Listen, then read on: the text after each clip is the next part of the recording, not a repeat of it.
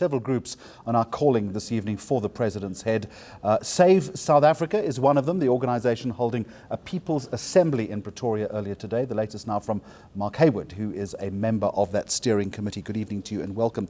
Maybe you could first of all try and articulate the importance and the implications of this report that we received about 2 hours ago. Well, obviously I haven't read it, but I think everyone is what we're hearing, working their way through 372 pages. From what we're hearing is it contains much of what we've suspected, but just provides a lot more flesh to what we have heard so far. And it is very grave in its implications. It shows a criminal conspiracy that has involved the capture of the president of our country, that has corrupted our president and made our president a corrupter. And it shows that this president is not fit for office 1 minute longer, frankly. I mean, I think that if we're going to now and ah over this report and there's going to be judicial reviews and further delays, you know, it's just prolonging the agony, not Jacob Zuma's agony, it's prolonging our agony as a country. All of this, of course, happening on a day that civil society itself coalesced in Pretoria. What was achieved by your organisation and others like yours? Well, we held a People's Assembly against state capture today in Pretoria. It was a very powerful event. I think it did a lot to restore hope. I think it brought people together who often are not in the same room and said, we have a common purpose. Our common purpose is defending our constitution, is defending our dream. So you had every faith that you can imagine, the Christian faith, the Muslim faith, the Hindus, the Catholics.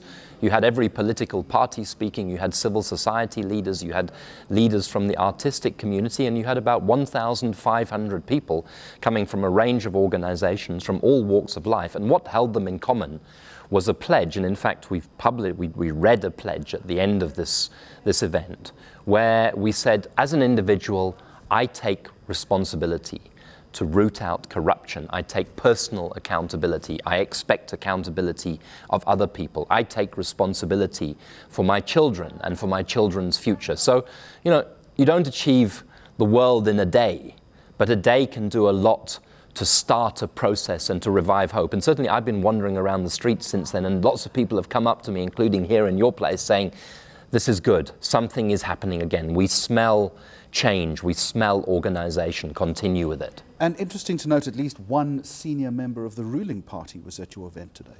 Correct, Paul Mashatile Were there others? Was present, others were there, Hope Papo from the Gauteng provincial government, and there may well have been others.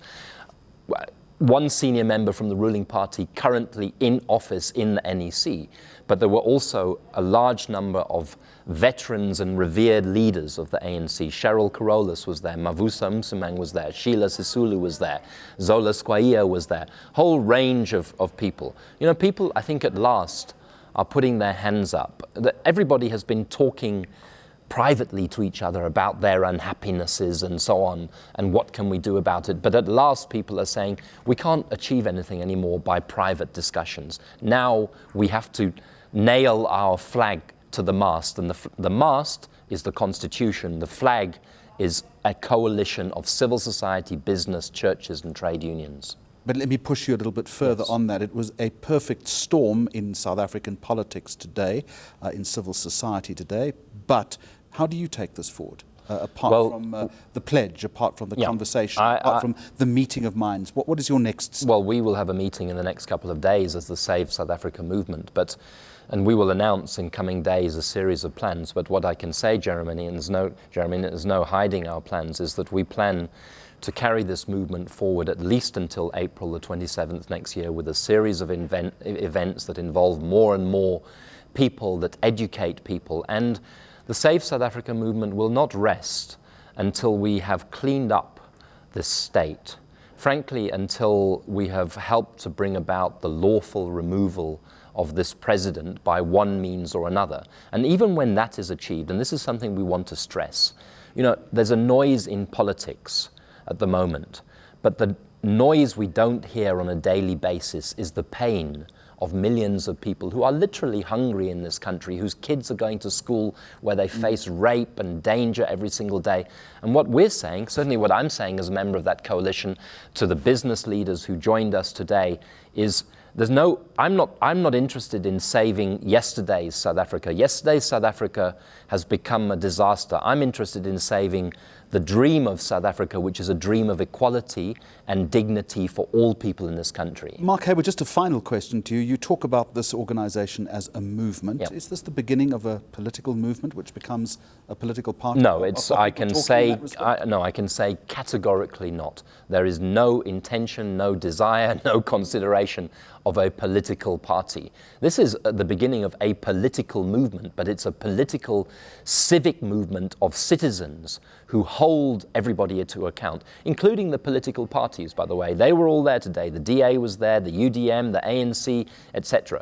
The moment citizens start to take power over their own political parties is also a good day for South Africa. So no more political parties. We've got enough. We need people's power in this country. All right, Mark Heywood speaking for the organisation Save South Africa. This is